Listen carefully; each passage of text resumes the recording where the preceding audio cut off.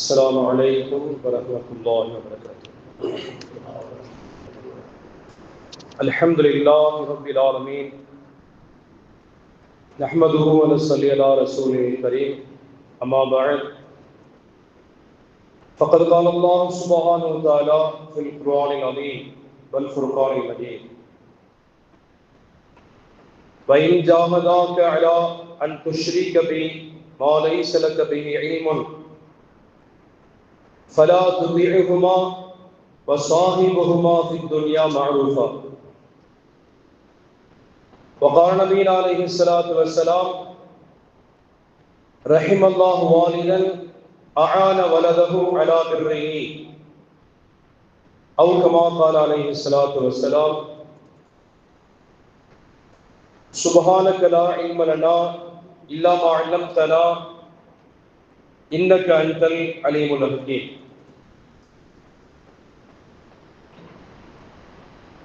எல்லா விதமான புகழும் புகழ்ச்சியும் நம்மை எல்லாம் படைத்து வளர்த்து பாதுகாக்கிற ஏக இறைவனாகிய அல்லாஹு ஜல்ல ஷானஹு தஆலா ஒருவனையே சார்ந்ததாகும். ஸலவாத்தும் ஸலாமும் நமது உயிரினும் மேலான கண்மணி நாயகம் ஸல்லல்லாஹு அலைஹி வஸல்லம் அன்னவர்கள் மீதும்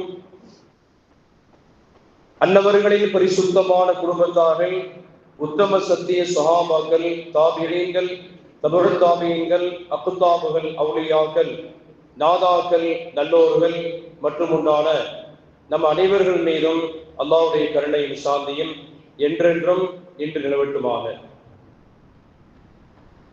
கண்ணியத்துக்குரிய அல்லாஹ்வின் நல்லடியார்களே, கடந்த வாரங்களிலே நாம் மனித உரிமைகள் பற்றி சில செய்திகளை பார்த்தோம்.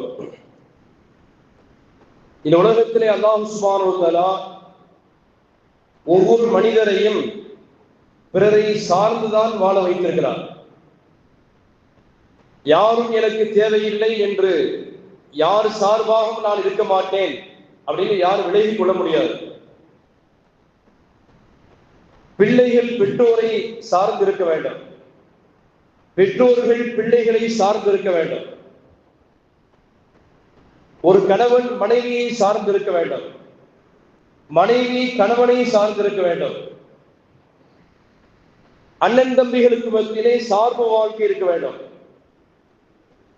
உறவுகளுக்கு மத்தியிலே சார்ந்து இணைந்து சேர்ந்து வாழ வேண்டும் என்பதை அல்லாஹ் கூறுகிறார். எனவேதான் ரசூல் ஸல்லல்லாஹு அலைஹி வஸல்லம் சொன்னாங்க, லா யதுகுலுல் ஜன்னத ஃபாத்திஹு ரஹீம். யார் உறவு முறைகளை துண்டித்து வாழ்ந்தாரோ அவர் சுவர்க்கம் செல்ல மாட்டார் என்கிற அளவுக்கு ரசூல் ஸல்லல்லாஹு அலைஹி வஸல்லம் நமக்கு அற்புதமாக இந்த உறவு முறையோடு சேர்ந்து வாழுகிற நெறிமுறைகளையும் அதற்கான ஒழுக்க பண்புகளையும் எம்பெருமானார் ஸல்லல்லாஹு அலைஹி வஸல்லம் நமக்கு சொல்லித் தந்திருக்கிறார்கள்.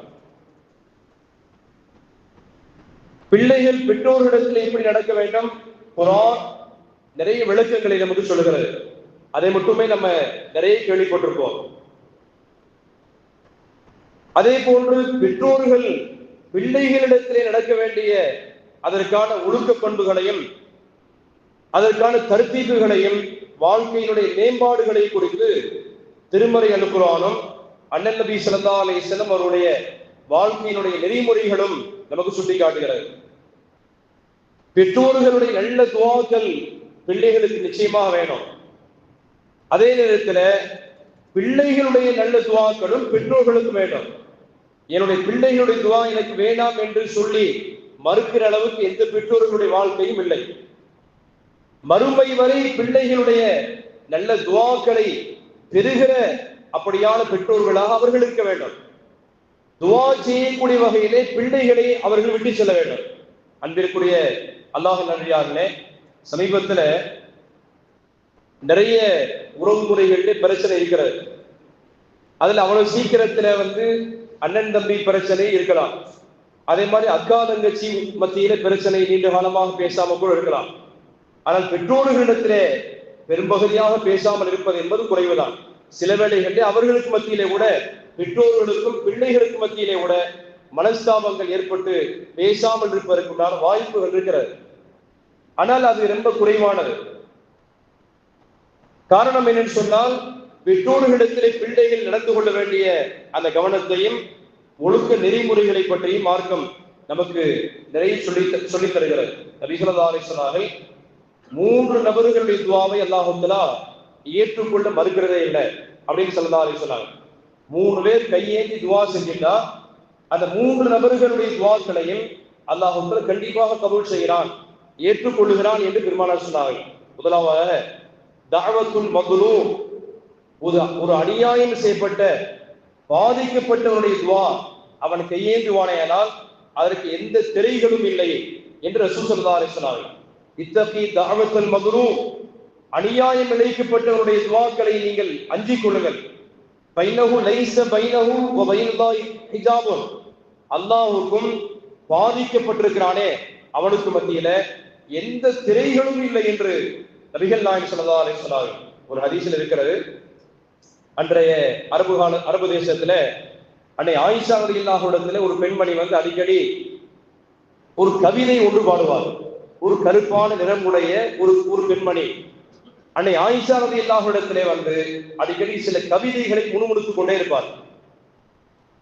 யௌமல் மிஷாஹி மின் தஆஜீபி ரப்பினா அலா மின் பல்தத்தில் குஃப்ரி அன்ஜானி அப்படிங்கிற அந்த கவிதையினுடைய வரிகள் அது. அப்ப ஆயிஷா ரலியல்லாஹு கேட்டாங்க, நீ படிக்கிறதுக்கு உண்டான அர்த்தம் எனக்கு தெரிகிறது, அதற்கான விளக்கம் எனக்கு தெரியல, ஏன் இந்த கவிதையை நீ அடிக்கடி படிக்கிறாய், ஏன் முணுமுணுக்கிறாய் என்று அன்னை ஆயிஷா ரலியல்லாஹு கேட்டாங்க. அப்பதான் அந்த கவிதைக்கான விளக்கத்தையும் அதன் பின்னணியினுடைய கதை வரலாற்றையும் அந்த அடிமை பெண் சொல்லி காட்டினால், நான் ஒரு முறை இந்த அரபு நாட்டுடைய ஒரு குடும்பத்துல அடிமையாக வேலை செஞ்சிருந்தேன், அடிமை பெண்ணாக இருந்தேன். அப்ப அந்த குடும்பத்திலே உள்ள ஒரு பெண்ணுக்கு திருமணம் வைத்திருந்தார்கள், திருமணம் ஏற்பாடு நடந்திருந்தது. திருமணத்திற்கு முதல் நாள் அந்த மணமகள், அந்த குடும்பத்திலே உள்ள மணமகள் இருக்கிறானே அவளுக்கு நிறைய அணிகலன்களை எல்லாம் அணிவித்து அழகு பார்த்தவர்கள் அந்த மணமகளை குளிக்க வைப்பதற்காக வேண்டி அந்த பாத்ரூமுக்கு அழைச்சிட்டு போற வேளையிலே அந்த நகை நட்டெல்லாம் கலட்டி வச்சுட்டு அப்புறம் அந்த பெண்ணை அழைச்சிட்டு போய் குளிக்க வைக்க போனாங்க. மணமகளை முதல் நாள் அந்த எண்ணெய் தடவி குளிக்க வைக்கிறது பழக்கம் தானே, அப்படி விசேஷமான குளிப்புக்காக வேண்டி அழைச்சிட்டு போனாங்க. அந்த பெண் மணமகள் குளித்து விட்டு திரும்ப வந்து பார்க்கிற வேளையிலே இங்க வச்சிருந்த நகையில ஒரு நகை காணாமல் போய்விட்டது. அந்த காலத்துல வந்து 916 எல்லாம் கிடையாது. அந்த ஒரு தோழினால் ஆன நூலிலே சில மணிகளை, சில நகைகளை கோர்த்து அணிகலன்களாக அணிந்து கொள்கிற பழக்கம். அப்ப திடீரென்று அதிலே கழட்டி வைத்திருக்கிற நகையில ஒன்று காணல. அந்த குடும்பத்தாருடைய சந்தேகம் போல எல்லா இடத்துலையும் தேடி பார்த்துட்டு கடைசியில நான் தான் அவர்களுக்கு கிடைத்தேன், என்னை சோதனை போடணும்னு ஆசைப்பட்டாங்க. அடிமையாக இருக்கக்கூடிய அந்த வீட்டினுடைய ஹத்தாமாவாக பணியாளாக இருக்கக்கூடிய என் மீது அவருடைய கவனம் திரும்பியது. உடனேயே என்னை சோதித்து பார்ப்பதற்காக தலை முதல் கால் வரை எல்லா இடத்திலையும் சோதித்தாங்க. அந்த பெண்மணி கண்ணீரோடு சொல்கிறார், ஒரு கட்டத்தில் அவர்களுடைய வக்கிர புத்தி செயல் வடிவமாக ஆனது, என்னுடைய மறைவிடத்தை கூட சோதித்தார்கள். அந்த பெண்மணி சொல்றாங்க, யாரா இப்படி ஒரு சோதனையா, நான் இப்படி ஒரு இமிகிரேஷன்ல மாட்டிக்கிட்டேனே அப்படின்னு சொல்லிட்டு அல்லாஹ்விடத்துல அன்றைக்கு அந்த பெண்மணி முஸ்லீமாக இல்லை, இறை நம்பிக்கையாளராக இல்லை, ஆனாலும் அல்லாஹ்வை நம்பி இருந்தார். அல்லாஹ்தான் நம்மளை காப்பாற்றுவான் என்கிற இந்த விஷயத்துல உறுதியாக கான்பிடென்டாக இருந்தார். அந்த பெண்மணி அல்லாஹ்விடத்திலே துஆ செய்தார், யா அல்லாஹ் இப்படிப்பட்ட ஒரு கேவலமான சோதனைகள் இருக்கிறப்பே என்னை காப்பாற்றுவாயாக என்று சொல்லி முடித்த அடுத்த வினாடிகளிலேயே எங்கிருந்த ஒரு ஈகிள் ஒன்று, ஒரு பருந்து ஒன்று, அது தனக்கு முன்னால இறைச்சி துண்டு என்று தவறாக அதை எடுத்துட்டு போயிட்டு இது இறைச்சியில் போல தெரிகிறது என்று அதை கரெக்டா அந்த இடத்துல கீழே தூக்கி போட்டது. அதை பார்த்தா மிஸ் ஆன அந்த நகை, காணாமல் போன நகை மீண்டும் கிடைத்தது. பாத்தீங்கன்னா என்னை போய் நீங்க சந்தேகப்பட்டீங்களே அப்படின்னு நான் வருத்தம் கலந்த மகிழ்வோடு தெரிவிச்சுட்டு, அவங்க அதுக்கு பின்னால என்னை அடிமையா வச்சுக்கிற விரும்பல, இப்படி ஒரு நல்ல பெண்மணியா இருக்கிறாளே இவளை தவறா நினைச்சிட்டோமே என்று என்னை அடிமையிலிருந்து உரிமை வச்சுட்டாங்க. நான் அங்கிருந்து நான் வந்து விட்டேன் அப்படின்னு சொல்லி ஆயிஷா ரலியல்லாஹு அன்று முதல் அல்லாஹ்வுக்கு நன்றி சொல்லக்கூடிய வகையிலே நான் அன்றைக்கு தான் ஈமானை ஏற்றுக்கொண்டேன். அல்லாஹ்வுக்கு நன்றி சொல்லுகிற வகையிலே நான் இந்த கவிதையை தினந்தோறும் பாடுவேன். யௌமல் வஷாஹி மின் தஆஜீபி ரப்பினா, அந்த பருந்துடைய நாள் இருக்கிறதே, என்னுடைய ரப்பினுடைய ஆச்சரியமான நாள் அது. அலாமின் பல்கத்தில் குஃப்ரி அஞ்சானி, அந்த இறை மறுப்பாளருடைய கூட்டத்திலிருந்து ரப்பே என்னை காப்பாற்றினாயே, உனக்கு எல்லா புகழும் என்று அந்த கருத்த நிறம் உள்ள அடிமை பெண் அடிக்கடி தான் முணுமுணுத்த கவிதையினுடைய பின்னணியிலே இந்த வரலாற்று சம்பவத்தை சொல்லி காட்டினார். அப்ப அந்த பாதிப்பு ஏற்பட்ட உடனே கையை தூக்கிய உடனே அல்லாஹ் அந்த பெண்ணை காப்பாற்றினார். நபி ஸல்லல்லாஹு அலைஹி வஸல்லம் இத்தஃபி தஅவத்தல் மதுலூம், அநீதம் செய்யப்பட்டவருடைய பிரார்த்தனையை நீங்கள் அஞ்சிக் கொள்ளுங்கள் என்று ரசூல் ஸல்லல்லாஹு அலைஹி வஸல்லம். யார் யாருக்கு அநீதம் செய்தாலும் ஒன்று அதற்கான மன்னிப்பை கேட்டுவிட வேண்டும், அல்லது அநியாயம் செய்யக்கூடாது. அல்லது அநீதம் செய்திருந்தவர் நம்ம கண்ணை தட்டுப்படல, பார்க்கிறதுக்கு இயலன்னு சொன்னால், யாரெல்லாம் அவருக்கு செய்த நான் துரோகத்திற்காக வேண்டி யாரெல்லாம் அவருடைய பாவத்தை மன்னிப்பாயாக, அவருடைய அந்தஸ்தை உயர்த்துவாயாக என்று இப்படியாவது துவா செய்து விட வேண்டும் என்று மார்க்க நமக்கு சொல்லித் தருகிறது.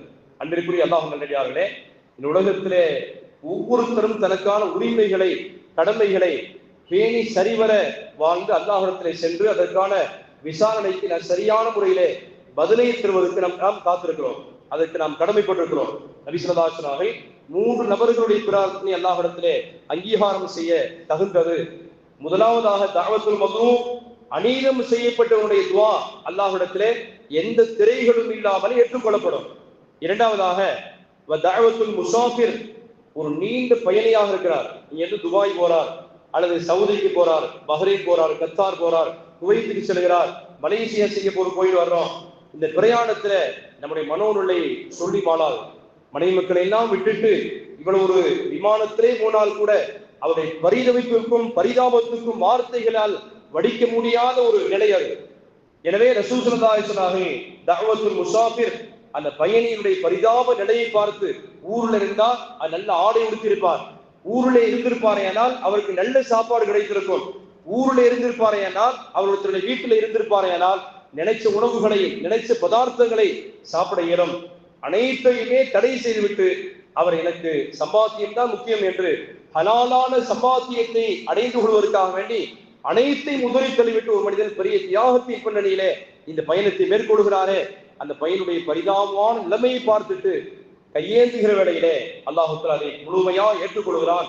எனவே ஸல்லல்லாஹு அலைஹி வஸல்லம், நீங்க ரயில்ல போனாலும் சரி, அல்லது ஒரு பஸ்ல நீண்ட தூரம் பிரயாணிக்கிறோம், எப்படிப்பட்ட வகையிலே உள்ள மார்க்கத்தில் அனுமதிக்கப்பட்டிருக்கும்படியான எந்த ஒரு பிரயாணமாக இருந்தாலும் சரிதான், ஒரு பயணி பிரயாணத்தில் இருக்கிற வேலையை கையேந்துவாரையானால் அவருடைய நிலைமையை பார்த்துட்டு அல்லாஹ் தஆலா கண்டிப்பா இந்த துவாவை ஏற்றுக்கொள்வான் என்று பெருமானார் சொன்னாங்க.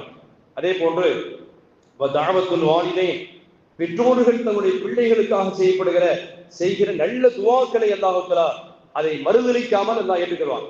இமாம் எப்படி துவா செஞ்சாலும் சரிதான், நல்ல துவாக்களையே செய்தாலும் அல்லாஹ் ஏற்றுக்கொள்வான். அநீதம் செய்யப்பட்ட பின்னணியிலே அந்த பெற்றோர்கள் கையேந்தித்தால் கூட அதற்கு அல்லாஹ்விடத்தில் மறுப்பில்லை. எனவே பிள்ளைகளிடத்திலே நபி ஸல்லல்லாஹு அலைஹி வஸல்லம் வலா ததுரு அலா அன்ஃபுஸிக்கும், உங்களுக்கு எதிராக நீங்கள் பிரார்த்திக்க வேண்டாம், யாரெல்லாம் என்னை மௌத்தாக்குன்னு சொல்ல வேண்டாம். வலா ததுரு அலா அம்வாலிக்கும், உங்களுடைய பொருள்களுக்கு மத்தியிலே அந்த வீட்டை குறித்தோ வீட்டில் உள்ள பொருள்களை குறித்தோ அல்லது குதிரையை குறித்தோ வாகனங்கள் குறித்தோ அந்த மாதிரி சபிப்பதற்கு உண்டான வார்த்தைகளை வெளியிட வேண்டாம் என்று ரசூல் ஸல்லல்லாஹு அலைஹி வஸல்லம். ஒரு சஹாபி பெருமானாரோடு குதிரையிலே பயணமாகி வந்து கொண்டிருக்கிறார். அந்த குதிரை வேகமாக செல்வதற்கு மறுக்கிறது. அவர் சொன்னால் சனியை முடிச்ச குதிரைன்றார்.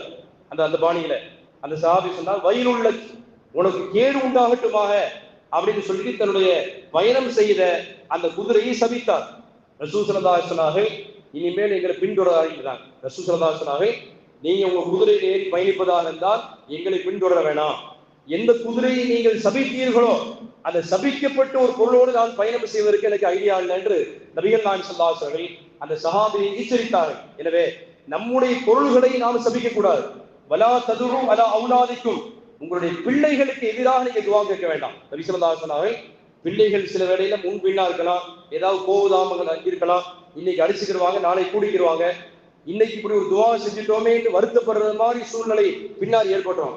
அந்த பிள்ளையினாலே இந்த பெற்றோர்களுக்கு ஏதாவது ஒரு நல்லது நன்மைகளை அல்லாஹ் தருவார். எனவே இப்பொழுது கோபமாக இருக்கிற பெற்றோர்கள் தன்னுடைய பிள்ளைகளுக்கு எதிராக நீங்க பிரார்த்திக்க வேண்டாம் என்று நபிகள் நாயகம் ஸல்லல்லாஹு அலைஹி வஸல்லம் சொல்லி எச்சரிக்கிறார்கள். இமாம் ஜமக்ஷரி ரஹ்மத்துல்லாஹ் குர்ஆனுடைய விரிவுரையாளர்களிலே மிகப்பெரியவர், மிகப்பெரிய கல்விமானவங்க. அவங்க சொல்றாங்க, இமாம் ஜமக்ஷரி ரஹ்மத்துல்லாஹ் சொல்றாங்க, நான் சிறுபிராயத்திலே சிட்டுக்குருவி ஒன்றை என்னுடைய வீட்டிலே நான் வளர்த்து கொண்டிருந்தேன். அந்த சிட்டுக்குருவிய ஒரு காலில் கயிற்று கட்டி அது கூண்டுக்குள்ளாலே செல்கிறது. நான் மகிழ்ச்சியினாலே அதை உள்ளே செல்ல விடாமல் காலை பிடித்து தர தரன்னு இழுத்தேன்.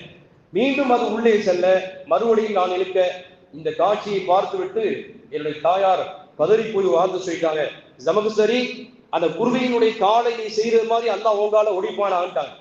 அவ்வளவுதான்.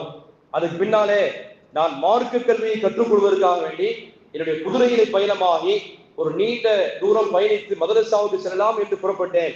நான் பாலைவனத்திலே குதிரை திமிரியதினாலே நான் கீழே விழுந்தேன். என்னுடைய ஒரு கால் உடைந்து போய்விட்டது என்று இமாம் ஜமக்ஷரி ரஹ்மத்துல்லாஹி அலைஹி சொல்லி காட்டினார். இந்த சம்பவத்தை அதோடு இணைத்து அன்றைக்கு என் தாயார் செய்த அந்த பிரார்த்தனை, பிரார்த்தனை இருக்கிறதே, அந்த பிரார்த்தனையின் பலன் இப்பொழுது நான் பெற்றுக் கொண்டிருக்கிறேன் என்றெல்லாம் இமாம் ஜமக்ஷரி ரஹ்மத்துல்லாஹி சொல்லி காட்டுகிறார். அதனால பெற்றோர்கள் நல்ல துவாக்களை செய்ய, எப்படி துவா செய்ய வேண்டும் என்று சொன்னால், யாரா என் பிள்ளையினால எனக்கு ரொம்ப சங்கடத்தை உண்டாக்கிட்டான், அவருடைய மனோநிலைகளை மாற்றி அமைப்பாயாக. எந்த துவா செஞ்சாலும் அல்லாஹ் தஆலா அவன் ஏற்றுக்கொள்ளுவான் பெற்றோர்கள் விஷயத்திலே அப்படின்னு சொன்னா, அந்த பெற்றவர்கள் பிள்ளைகளுக்காக வேண்டி இப்படியான துவாக்களை செஞ்சிடாம சாபத்துக்குரிய பிரார்த்தனைகளை செய்வதை விட, யாரா என் பிள்ளையை திருத்தி கொடுப்பாயாக, யாரா என் பிள்ளைக்கு நல்ல புத்தியை கொடுப்பாயாக என்றும் கேட்கலாம். அப்படி கேட்டதனுடைய பின்னணியிலே பிற்காலத்தில் நிறைய பிள்ளைகள் தன்னுடைய பெற்றோர்களோடு சேர்ந்து வாழுகிற, இணக்கமாக வாழுகிற பாக்கியத்தை எல்லாம் அடைந்திருக்கிறார் என்பதை பார்க்கிறோம். ஜுரைஜ் அப்படின்னு ஒரு பெரியவர், அன்றைய பனி இஸ்ரவேலுடைய காலத்துல நபிகள் நாயகம் ஸல்லல்லாஹு அலைஹி வஸல்லம் அவர்கள் பனி இஸ்ரவேலர்களிலே நிறைய நல்ல இறைநேசர்கள் எல்லாம் தோன்றியிருக்கிறாங்க. அதே மாதிரியா அல்லாஹ்வுடைய சாபத்துக்கு உண்டான நிறைய யூதர்கள் இருந்தாலும் கூட அந்த யூத சமுதாயத்திலே நிறைய ஆயிரக்கணக்கான இறைநேசர்களை அல்லாஹ் உண்டாக்கினான். அப்படி ஒரு இறைநேசர் தான் ஜுரைஜ் என்று சொல்லப்படுகிற ஒரு இறைநேசர். நபி ஸல்லல்லாஹு அலைஹி சொன்னாங்க, அன்றைய காலத்திலே மூசா அலைஹிஸ்ஸலாமுடைய காலத்துக்கு பின்னால பனி இஸ்ரவேலுடைய காலத்துல ஜுரைஜ் என்று ஒரு நல்லடியார் இருந்தார். அவர் தன்னுடைய வணக்க ஸ்தலத்தை மலை உச்சியில அமைத்துக் கொண்டார்.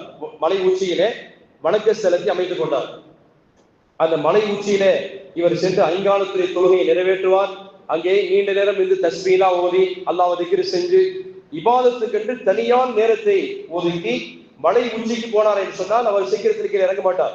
அவ்வளவு இபாதத்துகளுக்காண்டி நிறைய நேரங்களை செலவிடுவார். அப்ப மேல போனக்குள்ள இன்னும் கீழே வரலையே அப்படின்னு சொல்லிட்டு ஜுரைஜ் ரலியல்லாஹுடைய தாயார் மலை அடிவாரத்திலிருந்து வந்து சப்தமிட்டார்கள், யா ஜுரைஜ், எனதருமை மகனே ஜுரைஜே, கீழே வாப்பா, ஒரு வேலை இருக்கிறது அப்படின்னு சொல்லி தன்னை பெற்று தாய் கூப்பிட்டார். இவர் இபாதத்துல ரொம்ப லைக்கானவர். அப்ப தக்பீர் கட்டலாம் என்று இருக்கிற பொழுது தாயுடைய சப்தம் காதலே ரீங்காரம் எடுக்கிறது. அல்லாஹ்விடத்தில் சொன்னார், யா ரப்பி உம்மி வஸலாத்தி, யா அல்லாஹ் எங்க அம்மாவை கூப்பிடுறாங்க, அதே நேரத்தில் நான் உன்னை வணங்குவதில் எனக்கு பிரியம் இருக்கிறது. இப்ப ரெண்டுல எது எனக்கு பிரியம் என்று சொன்னால் உன்னை வணங்குறது தான் அப்படின்னு திரும்ப தக்பீர் கட்டிட்டார். இரண்டாவது தக்பீர் கட்டிட்டார். அந்த தாய் மறுநாள் வந்து கூப்பிட்டு பார்த்தாங்க, யா ஜுரைஜ், ஜுரைஜே என்று கூப்பிட்டார்கள். இரண்டாவது நாளும் வர மறுத்துட்டார். அவர் ஒரு நாளைக்கு மலையில் ஏறினான்னு சொன்னா அடுத்து ஒரு வர்றதுக்கு ஒரு 2-3 நாளைக்கு மேல சாப்பாடுலாம் தீர்ந்த பின்னாடி தான் வருவார். கடைசியாக 3வது நாள் வந்து அந்த தாய் கூப்பிட்டு பார்த்தால் வர மறுத்த பின்னணியிலே அந்த தாய் கோபத்தில் ஒரு துவா செஞ்சார், அல்லாஹும்ம லா யமூது ஜுரைஜுன் இப்னி இல்லா அய்யந்துர இலா வஜ்ஹில் மயாமிசி, யா அல்லாஹ் என் பிள்ளையை ஒரு விபச்சாரியினுடைய கண்ணுல முகத்துல முடிக்காம அவனை முத்தாக்கிறான்ட்டாங்க. எப்படிப்பட்ட வார்த்தையார்! அந்த பிரார்த்தனை வேலை செய்ய ஆரம்பித்தது. ஒரு ஆடு வைக்கிற ஒரு இடையே பெண் ஒருத்தி யாருக்கும் குழந்தையை வைத்த சுமந்து கொண்டு வந்து ஊர் மக்கள்கிட்ட சொன்னா, இந்த குழந்தைக்கு தகப்பனார் ஜுரைஜ் தான் என்று. அவருக்கு அந்த குழந்தைக்கு சம்பந்தமே இல்லை. ஆனாலும் இந்த தாயுடைய பிரார்த்தனை உடனுக்குடனே வேலை செய்ய ஆரம்பித்தது. கடைசியில் அந்த ஊர் மக்கள் எல்லாம் சென்று மலை உச்சியிலே அல்லாஹ்வை வணங்கி கொண்டிருந்த அவரை நையை புடைந்து அவருடைய அந்த வணக்க ஸ்தலத்தை எல்லாம் அடித்து நொறுக்கி அவரை சின்னாமணப்படுத்திட்டார். அவர் சொன்னாரு, என்னை தண்டிக்கிறாரா, அதுக்கு முன்னால நான் 2 ரக்காத் தொழுகிறேன், தொழுதுட்ட பின்னால அல்லாஹ்வுக்கு சாட்சி ஏற்படுத்துவான் என்று சொன்னார். 2 ரக்காத் தொழுவுங்க என்று சொல்லி அவருக்கு அனுமதி கொடுத்தார். உது செஞ்சுட்டு 2 ரக்காத்துகளை நிறைவு செஞ்சுட்டு அந்த குழந்தை கொண்டு வாங்கினார். குழந்தை அருகிலே வந்த பின்னாலே குழந்தையுடைய வயிற்றில தன்னுடைய கலிமாவுடைய விரலை வைத்து ஒரு குத்தினார். அந்த குழந்தை பேச முடியாத நிலையில உள்ள அந்த குழந்தை பேசியது, என்னுடைய தகப்பனார் இந்த ஜுரைஜ் இல்லை என்று. பேசுவதற்கு முடியாத பருவத்திலே உள்ள அந்த குழந்தை சொன்னது, என்னுடைய தகப்பனார் இது இல்ல, இவர் அல்ல, என்னுடைய தகப்பனார் வேறொருத்தர் என்று சொன்ன பின்னாலே ஊர் மக்கள் பின்வாங்கிட்டாங்க. ஆகா, நம்ம தவறாக அடிச்சிட்டோமே என்று சொல்லி கடைசியாக அவருடைய அந்த வணக்கஸ்தலம் இருக்கிற அது தங்கத்தினாலேயே வணக்கஸ்தலத்தை பள்ளிவாசல் உருவாக்கி தருகிறோம், நாங்க பெரிய தவறு செஞ்சிட்டோம் அப்படின்னு அந்த மக்கள் முன் வந்தார்கள். வேண்டியது என்று மறுத்தார். கடைசியாக அந்த நல்லடியார் திரும்பவும் அல்லாஹ்விடத்திலே சென்று தன்னுடைய பிரார்த்தனை தொடர்ந்தார், இபாதத்துகளை தொடர்ந்தார் என்று வரலாறு சொல்கிறது. இந்த வரலாற்று பின்னணியிலே இந்த ஹதீஸ் புகாரி போன்ற ஹதீசுகள் இடம்பெறுகிறது. நபி ஸல்லல்லாஹு அலைஹி வஸல்லம் சொன்னாங்க, ஜுரைஜ் என்ற அந்த நல்லடியாருடைய அந்த வணக்கஸ்தலம் அடிக்கப்படுகிற அளவுக்கு, அவர் துன்புறுத்தப்படுகிற அளவுக்கு உண்டான காரணம் என்னன்னு சொன்னா அந்த தாயினுடைய துஆவினுடைய பிரார்த்தனையினுடைய பின்னணியிலே தான் இது நடந்தது. எனவே பெற்றோர்கள் பிள்ளைகளுக்கு எதிராக துஆ செய்ய வேண்டாம் என்று ரசூல் ஸல்லல்லாஹு அலைஹி வஸல்லம் நமக்கு தடுக்கிறார். எல்லா நிலைகளிலுமே நீதம் தவறி யாரு நடந்தாலும் சரி, பெற்றோரோ அல்லது பிள்ளைகளோ, பிள்ளைகள் பெற்றோர்களிடத்தில் நீதம் தவறி நடந்தாலும் தவறுதான். அதே போன்று பெற்றோர்கள் பிள்ளைகள் விஷயத்திலே நீதம் தவறி நடந்தாலும் அது அல்லாஹ்விடத்திலே குற்றம் தான் என்பதிலே எவ்விதமான சந்தேகம் இல்லை. நமக்கெல்லாம் வரலாறு தெரியும். தாவூத் அலைஹிஸ்ஸலாம் பெரிய நபி. அவங்க எப்படி ரசூல் ஸல்லல்லாஹு அலைஹி வஸல்லம் வேதம் கொடுக்கப்பட்டதோ, குர்ஆன் வழங்கப்பட்டதோ, இது மாதிரி வேதம் கொடுக்கப்பட்ட முர்சலான நபிமார்களிலே தாவூத் அலைஹிஸ்ஸலாம் முக்கியமானவங்க. அவர்களுக்கு தாவூத் அலைஹிஸ்ஸலாம் அவர்களுக்கு அல்லாஹ் சுப்ஹானஹு வ தஆலா அந்த ஜபூர் என்கிற வேதத்தை அல்லாஹ் வழங்கினார். அப்படிப்பட்ட உன்னதமான உயர் நபியிடத்திலே ஒரு வழக்கு ஒன்று வருகிறது. அந்த ஊர்ல 2 பேர் இருந்தாங்க. ஒருத்தர் நிரப்பமா ஆடு வச்சிருந்தார். அந்த ஆடுகளை எல்லாம் அதிகாலையில மேய்ச்சலுக்கு கொண்டு போய் வயல்வெளிகளிலே அந்த ஆடுகளை மேய்க்க விட்டுட்டு சாயந்தரம் மாலை வேளையில அந்த ஆட்டை தன்னுடைய இல்லத்துக்கு திரும்பி கொண்டு வருவார்.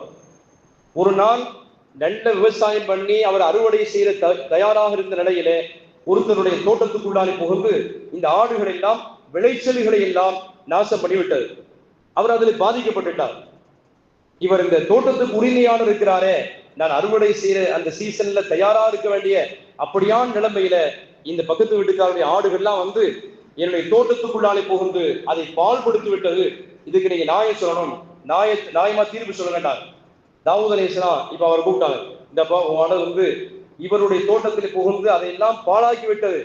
இப்ப நான் தீர்ப்பு சொல்றேன், நீ ஒரு 100-150 ஆடு வச்சிருக்கிற அந்த ஆட்டை பூரா இந்த தோட்டத்துக்காரத்து கொடுத்துரு அப்படின்றார்.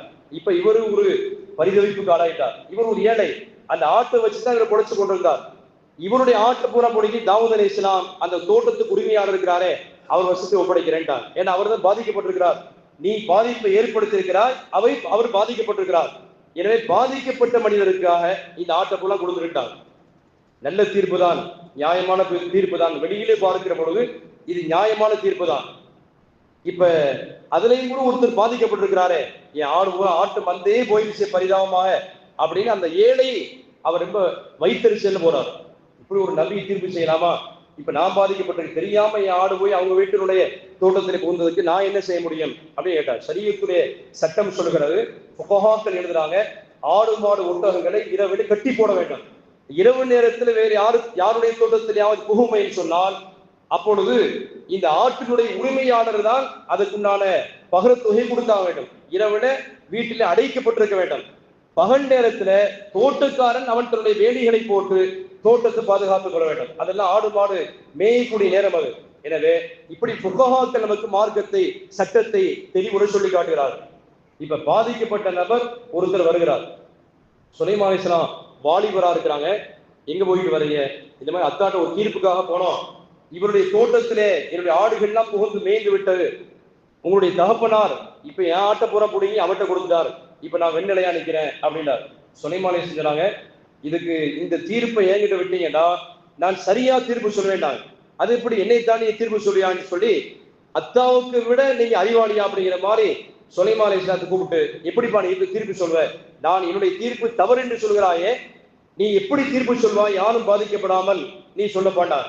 என்ன தர்மை தந்தை அவர்களே, என்னை விட நீங்க பெரிய நபி, அல்லாஹ்வுடைய முர்சலான நபி. அதனால நான் உங்களுக்கு முன்னாடி மரியாதை குறைவா பேசுற மாதிரி நினைச்சுக்கிற வேணாம். ஆனாலும் எப்படி தீர்ப்பு செய்ய வேண்டும் என்கிற அந்த விதிமுறைகளை அல்லாஹ் எனக்கு புரிய வச்சிருக்கிறான். திருமறை அல் குர்ஆனில் அல்லாஹ் சொல்கிறான்,